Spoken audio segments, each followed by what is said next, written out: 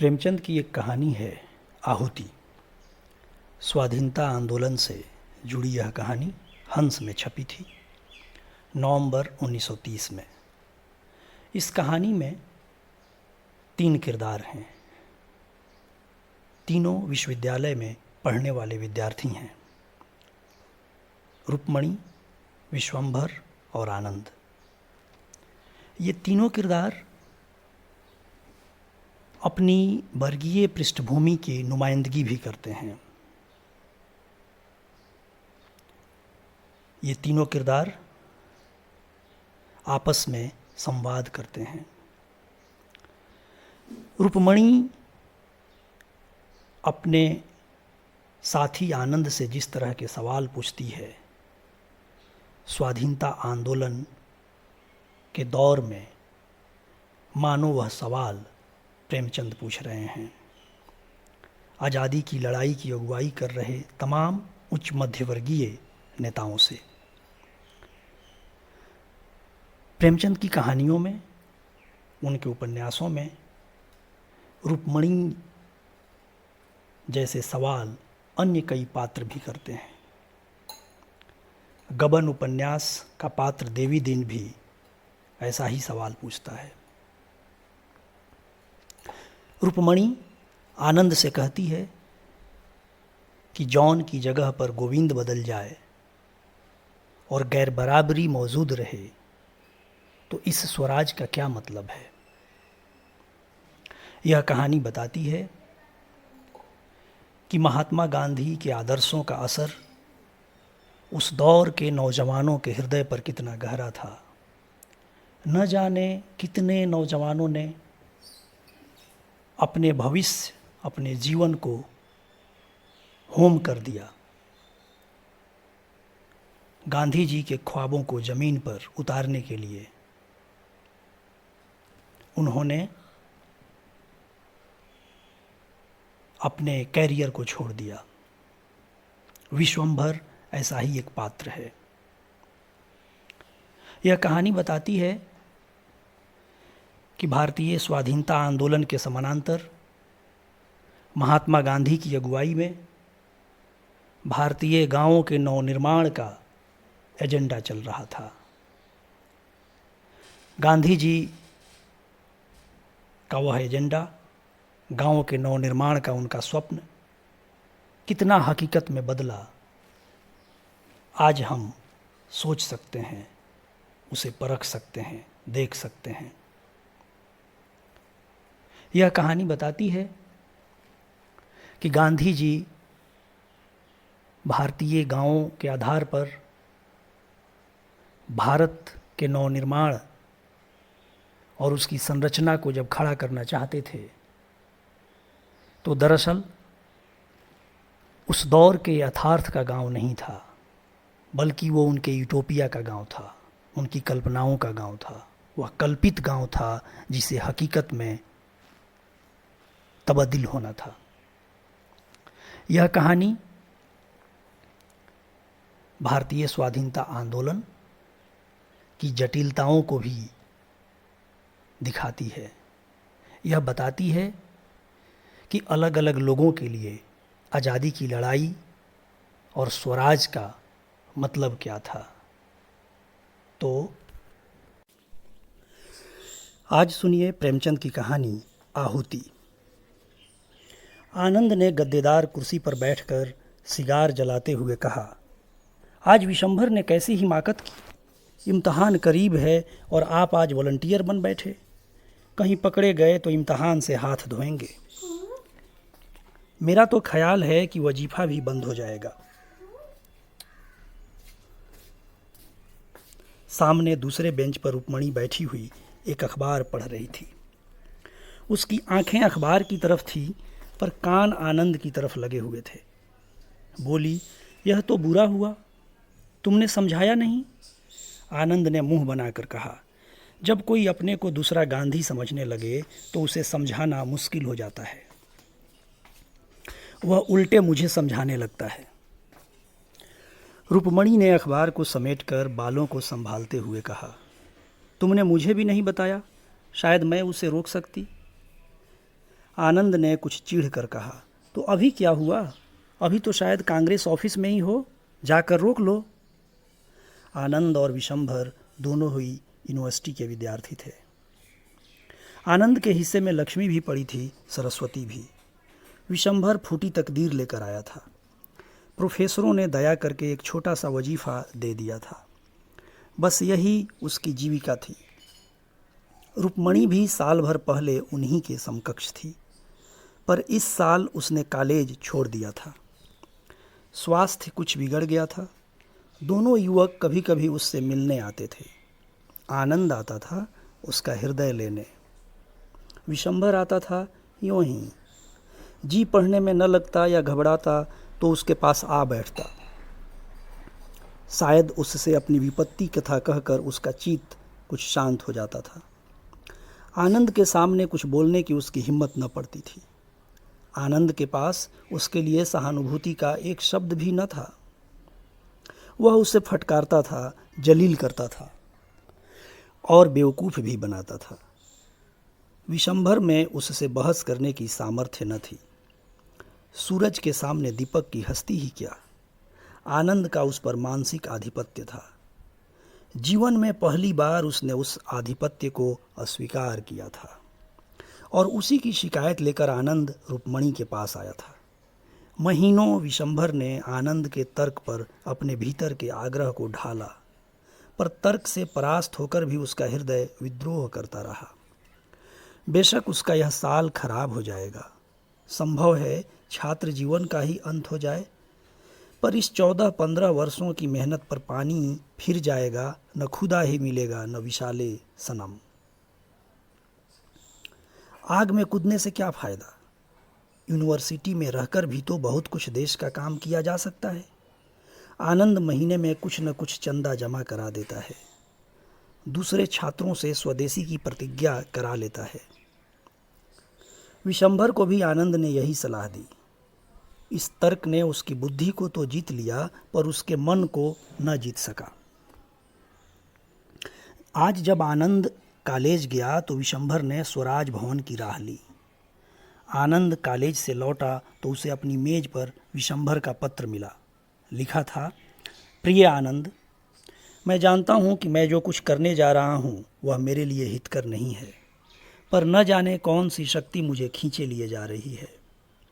मैं जाना नहीं चाहता पर जाता हूँ, उसी तरह जैसे आदमी मरना नहीं चाहता पर मरता है, रोना नहीं चाहता पर रोता है।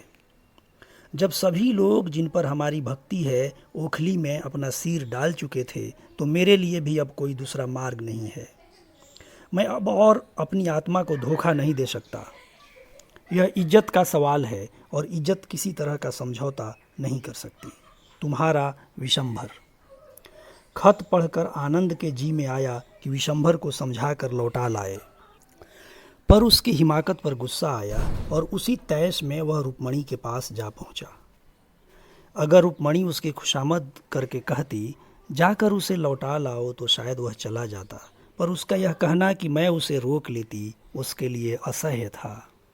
उसके जवाब में रोष था, रुखाई थी और शायद कुछ हसद भी था। रुक्मणी ने गर्व से उसकी ओर देखा और बोला, अच्छी बात है, मैं जाती हूँ।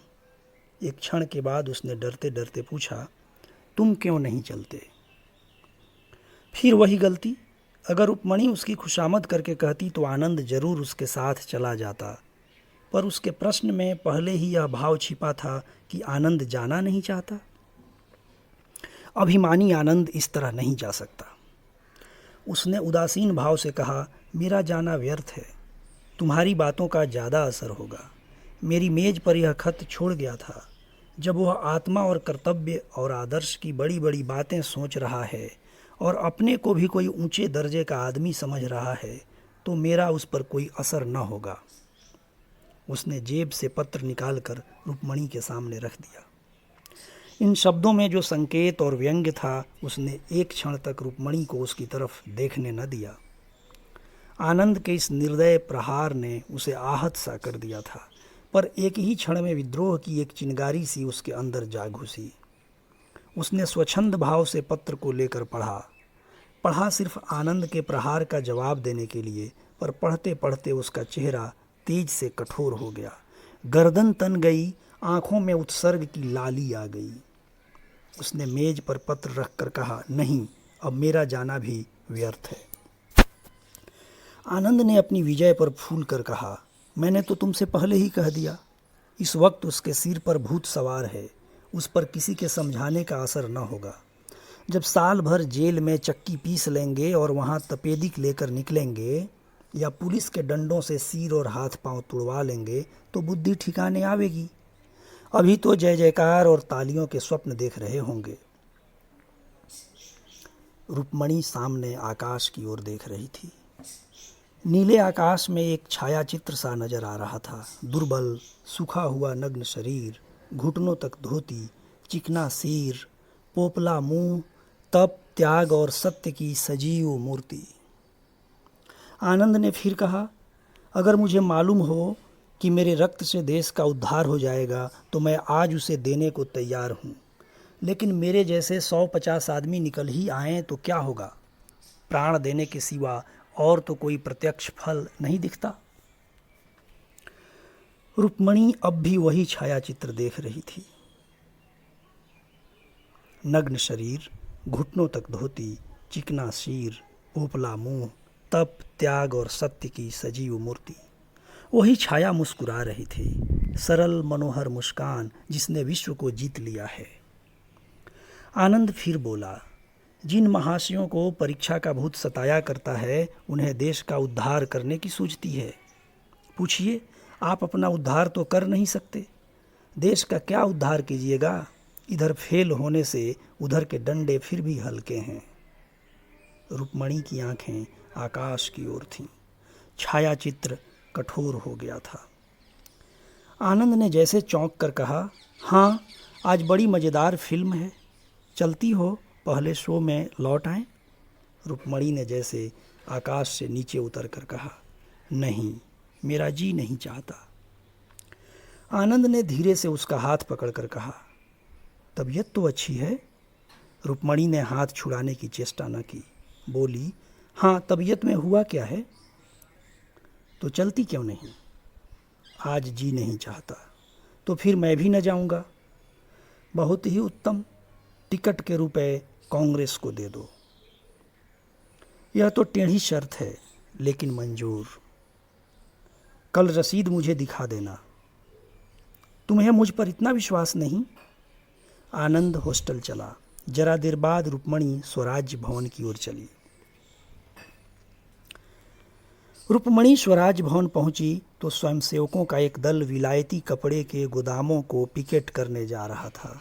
विशंभर दल में नहीं था। दूसरा दल शराब की दुकानों पर जाने को तैयार खड़ा था। विशंभर इसमें भी नहीं था। रुक्मणी ने मंत्री के पास आकर कहा, आप बता सकते हैं विशंभर नाथ कहाँ हैं? मंत्री ने पूछा, वही जो आज भर्ती हुए हैं। जी हाँ, वही। बड़ा दिलेर आदमी है, देहातों को तैयार करने का काम लिया है। स्टेशन पहुंच गया होगा, 7 बजे की गाड़ी से जा रहा है। तो अभी स्टेशन पर होंगे? मंत्री ने घड़ी पर नज़र डालकर जवाब दिया, हाँ, अभी तो शायद स्टेशन पर मिल जाएं। रुक्मणी ने बाहर निकलकर साइकिल तेज की। स्टेशन पर पहुंची तो देखा विशंभर प्लेटफॉर्म पर खड़ा है। रुक्मणी को देखते ही लपक कर उसके पास आया और बोला, तुम यहाँ कैसे आई? आज आनंद से तुम्हारी मुलाकात हुई थी? रुक्मणी ने उसे सिर से पांव तक देखकर कहा, यह तुमने क्या सूरत बना रखी है? क्या पांव में जूता पहनना भी देशद्रोह है? विशंभर ने डरते डरते पूछा, आनंद बाबू ने तुमसे कुछ कहा नहीं? रुक्मणी ने स्वर को कठोर बनाकर कहा, जी हाँ, कहा। तुम्हें यह क्या सूझी? 2 साल से कम के लिए तो न जाओगे?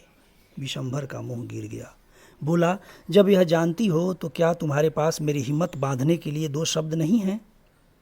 रुक्मणी का हृदय मसोस उठा, मगर बाहरी उपेक्षा को न त्याग सकी। बोली, तुम मुझे दुश्मन समझते हो या दोस्त? विशंभर ने आंखों में आंसू भरकर कहा, तुम ऐसा प्रश्न क्यों करती हो रुक्मणी? इसका जवाब मेरे मुंह से न सुनकर भी क्या तुम नहीं समझ सकती? रुक्मणी, तो मैं कहती हूँ तुम मत जाओ। विशंभर, यह दोस्त की सलाह नहीं है रुक्मणी। मुझे विश्वास है तुम हृदय से यह नहीं कह रही हो। मेरे प्राणों का क्या मूल्य है, जरा यह सोचो। एमए होकर भी 100 रुपये की नौकरी, बहुत बढ़ा तो 300-400 तक जाऊंगा। इसके बदले यहाँ क्या मिलेगा जानती हो? संपूर्ण देश का स्वराज। इतने महान हेतु मर जाना भी उस जिंदगी से कहीं बढ़कर है। अब जाओ, गाड़ी आ रही है। आनंद बाबू से कहना मुझसे नाराज न हो। रुक्मणी ने आज तक इस मंदबुद्धि युवक पर दया की थी। इस समय उसकी श्रद्धा का पात्र बन गया। त्याग में हृदय को खींचने की जो शक्ति है, उसने रुक्मणी को इतने वेग से खींचा कि परिस्थितियों का अंतर मिट सा गया। विशंभर में जितने दोष थे वे सभी अलंकार बन बनकर चमक उठे। उसके हृदय की विशालता में वह किसी पक्षी की भांति उड़ उड़कर आश्रय खोजने लगी। रुक्मणी ने उसकी ओर आतुर नेत्रों से देखकर कहा, मुझे भी अपने साथ लेते चलो। विशंभर पर जैसे घड़ों का नशा चढ़ गया। तुमको? आनंद बाबू मुझे जिंदा न छोड़ेंगे। मैं आनंद के हाथों बिकी नहीं हूं। आनंद तो तुम्हारे हाथों बिके हुए हैं। रुक्मणी ने विद्रोह भरी आंखों से उसकी ओर देखा, पर कुछ बोली नहीं। परिस्थितियां इस समय बाधाओं सी मालूम हो रही थी। वह भी विशंभर की भांति स्वच्छंद क्यों न हुई। संपन्न माँ बाप की अकेली लड़की, भोग विलास में पली हुई, इस समय अपने को कैदी समझ रही थी। उसकी आत्मा उन बंधनों को तोड़ डालने के लिए जोर लगाने लगी। गाड़ी आ गई। मुसाफिर चढ़ने उतरने लगे। रुक्मणी ने सजल नेत्रों से कहा, तुम मुझे नहीं ले चलोगे? विशंभर ने दृढ़ता से कहा, नहीं। क्यों? मैं इसका जवाब नहीं देना चाहता। क्या तुम समझते हो मैं इतनी विलासाशक्त हूं कि देहात में रह नहीं सकती? विशंभर लज्जित हो गया। यह भी एक बड़ा कारण था, पर उसने इनकार किया। नहीं, यह बात नहीं। फिर क्या बात है? क्या यह भय है पिताजी मुझे त्याग देंगे? अगर यह भय हो तो क्या वह विचार करने योग्य नहीं? मैं उनकी तृण बराबर परवाह नहीं करती। विशंभर ने देखा रुक्मणी के चांद से मुख पर गर्वमय संकल्प का आभास था। वह उस संकल्प के सामने जैसे कांप उठा। बोला, मेरी यह याचना स्वीकार करो रुक्मणी, मैं तुमसे विनती करता हूँ। रुक्मणी सोचती रही। विशंभर ने कहा, मेरी खातिर तुम्हें यह विचार छोड़ना पड़ेगा। रुक्मणी ने सिर झुकाकर कहा, अगर तुम्हारा यह आदेश है तो मैं मानूंगी विशंभर। तुम दिल से समझते हो मैं क्षणिक आवेश में आकर इस समय अपने भविष्य को गारत करने जा रही हूँ। मैं तुम्हें दिखा दूंगी यह मेरा क्षणिक आवेश नहीं है, दृढ़ संकल्प है। जाओ, मगर मेरी इतनी बात मानना कि कानून के पंजे में उसी वक्त आना जब आत्माभिमान या सिद्धांत पर चोट लगती हो। मैं ईश्वर से तुम्हारे लिए प्रार्थना करती रहूंगी। गाड़ी ने सीटी बजा दी। विशंभर अंदर जा बैठा। गाड़ी चली। रुक्मणी मानो विश्व की संपत्ति अंचल में लिए खड़ी रही। रुक्मणी के पास विशंभर का एक पुराना रद्दी सा फोटो अलमारी के कोने में पड़ा हुआ था। आज स्टेशन से आकर उसने उसे निकाला और उसे एक मखमली फ्रेम में लगाकर मेज पर रख दिया। आनंद का फोटो वहाँ से हटा दिया गया। विशंभर ने छुट्टियों में उसे 2-4 पत्र लिखे थे। रुक्मणी ने उन्हें पढ़कर एक किनारे डाल दिए थे। आज उसने उन पत्रों को निकाला और उन्हें दोबारा पढ़ा। उन पत्रों में आज कितना रस था। वह बड़ी हिफाजत से राइटिंग बॉक्स में बंद कर दिए गए थे। दूसरे दिन समाचार पत्र आया तो रुक्मणी उस पर टूट पड़ी। विशंभर का नाम देखकर वह गर्व से फूल उठी। दिन में एक बार स्वराज भवन जाना उसका नियम हो गया। जलसों में भी बराबर शरीक होती। विलास की चीज़ें एक एक करके सब फेंक दी गईं। रेशमी साड़ियों की जगह गाढ़े की साड़ियाँ आईं। चरखा भी आया। वह घंटों बैठी सूत काता करती। उसका सूत दिन दिन बारीक होता जाता था। इसी सूत से वह विशंभर के कुर्ते बनवाएगी। इन दिनों परीक्षा की तैयारियां थीं। आनंद को सिर उठाने की फुर्सत न मिलती। एक दो बार वह रुक्मणी के पास आया, पर ज़्यादा देर बैठा नहीं। शायद रुक्मणी की शिथिलता ने उसे ज़्यादा बैठने ही न दिया। 1 महीना बीत गया। एक दिन शाम के वक्त आनंद आया। रुक्मणी स्वराज भवन जाने को तैयार थी। आनंद ने भवें सिकोड़ कर कहा, तुमसे तो अब बातें भी मुश्किल हैं। रुक्मणी ने कुर्सी पर बैठकर कहा, तुम्हें भी तो किताबों से छुट्टी नहीं मिलती। आज की कुछ ताज़ा खबर नहीं मिली। स्वराज भवन में रोज रोज का हाल मालूम हो जाता है। आनंद ने दार्शनिक उदासीनता से कहा, विशंभर ने तो सुना देहातों में खूब शोरगुल मचा रखा है। जो काम उसके लायक था वह मिल गया। यहाँ उसकी जबान बंद रहती थी, वहाँ देहातियों पर खूब गरजता होगा, मगर आदमी दिलेर है। रुक्मणी ने उसकी ओर ऐसी आंखों से देखा जो कह रही थीं, तुम्हारे लिए यह चर्चा अनधिकार चेष्टा है। और बोली, आदमी में अगर यह गुण है तो फिर उसके लिए सारे अवगुण मिट जाते हैं। तुम्हें कांग्रेस बुलेटिन पढ़ने की क्यों फुर्सत मिलती होगी। विशंभर ने देहातों में ऐसी जागृति फैला दी है कि विलायती का एक सूत भी नहीं बिकने पाता, और न नशे की दुकानों पर कोई जाता है। और मज़ा यह है कि पिकेटिंग की ज़रूरत नहीं पड़ती, अब तो पंचायतें खोल रहे हैं। आनंद ने उपेक्षा भाव से कहा, तो समझ लो अब उनके चलने के दिन भी आ गए हैं। रुक्मणी ने जोश से कहा, इतना करके जाना बहुत सस्ता नहीं है। कल तो किसानों का एक बहुत बड़ा जलसा होने वाला था। पूरे परगने के लोग जमा हुए होंगे। सुना है आजकल देहातों से कोई मुकदमा ही नहीं आता। वकीलों की नानी मरी जा रही है। आनंद ने कड़वेपन से कहा, यही तो स्वराज्य का मज़ा है कि जमींदार, वकील और व्यापारी सब मरें, बस केवल मजदूर और किसान रह जाएं। रुक्मणी ने समझ लिया, आज आनंद तूल कर आया है। उसने भी जैसे आस्तीन चढ़ाते हुए कहा, तो तुम क्या चाहते हो कि जमींदार और वकील और व्यापारी गरीबों को चूस चूस कर मोटे होते जाएं? और जिन सामाजिक व्यवस्थाओं में ऐसा महान अन्याय हो रहा है उनके खिलाफ जबान तक न खोली जाए।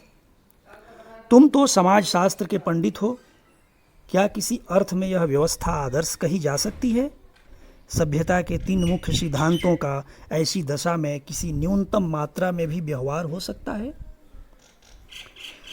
आनंद ने गर्म होकर कहा, शिक्षा और संपत्ति का प्रभुत्व हमेशा रहा है और हमेशा रहेगा।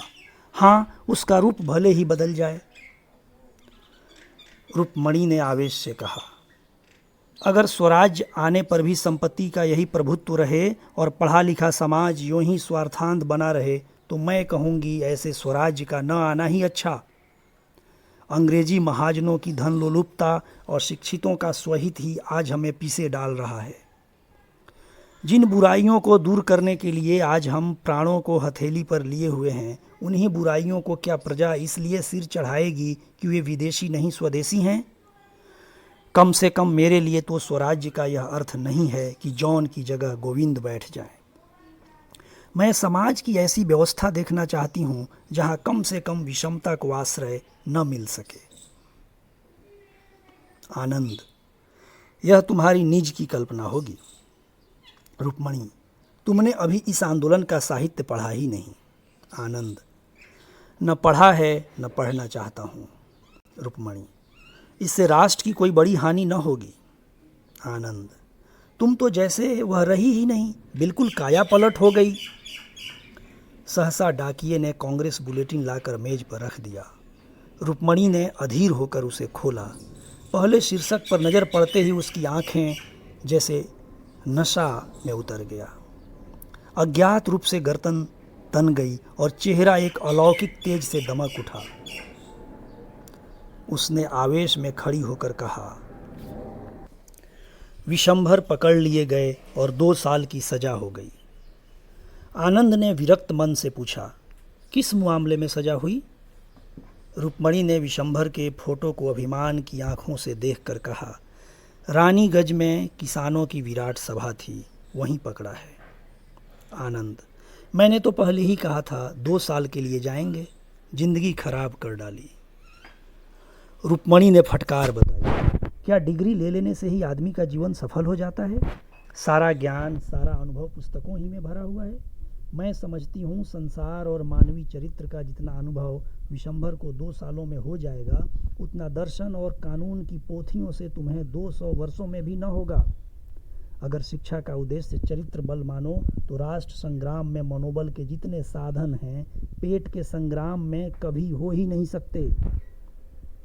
तुम यह कह सकते हो कि हमारे लिए पेट की चिंता ही बहुत है, हमसे और कुछ हो ही नहीं सकता। हम में न उतना साहस है, न बल है, न धैर्य है, न संगठन, तो मैं मान जाऊंगी। लेकिन जाति हित के लिए प्राण देने वालों को बेवकूफ़ बनाना मुझसे नहीं सहा जा सकता। विशंभर के इशारे पर आज लाखों आदमी सीना खोलकर खड़े हो जाएंगे। तुम में है जनता के सामने खड़े होने का हौसला? जिन लोगों ने तुम्हें पैरों के नीचे कुचल रखा है, जो तुम्हें कुत्तों से भी नीचे समझते हैं, उन्हीं की गुलामी करने के लिए तुम डिग्रियों पर जान दे रहे हो। तुम इसे अपने लिए गौरव की बात समझो, मैं नहीं समझती। आनंद तिलमिला उठा, बोला, तुम तो पक्की क्रांतिकारिणी हो गई इस वक्त। रुक्मणी ने उसी आवेश में कहा, अगर सच्ची खरी बातों में तुम्हें क्रांति की गंध मिले तो मेरा दोष नहीं। आज विशंभर को बधाई देने के लिए जलसा जरूर होगा, क्या तुम उसमें जाओगी? रुक्मणी ने उग्र भाव से कहा, जरूर जाऊंगी, बोलूंगी भी, और कल रानीगंज भी चली जाऊंगी। विशंभर ने जो दीपक जलाया है वह मेरे जीते जी बुझने न पाएगा। आनंद ने डूबते हुए आदमी की तरह तिनके का सहारा लिया। अपनी अम्मा और दादा से पूछ लिया है? पूछ लूंगी, और वह तुम्हें अनुमति भी दे देंगे। सिद्धांत के विषय में अपनी आत्मा का आदेश सर्वोपरि होता है। अच्छा, यह नई बात मालूम हुई। यह कहता हुआ आनंद अब उठ खड़ा हुआ और बिना हाथ मिलाए कमरे के बाहर निकल गया। उसके पैर इस तरह लड़खड़ा रहे थे कि अब गिरा, अब गिरा, अब गिरा। शुक्रिया। कहानी पाठ राजीव रंजन गिरी।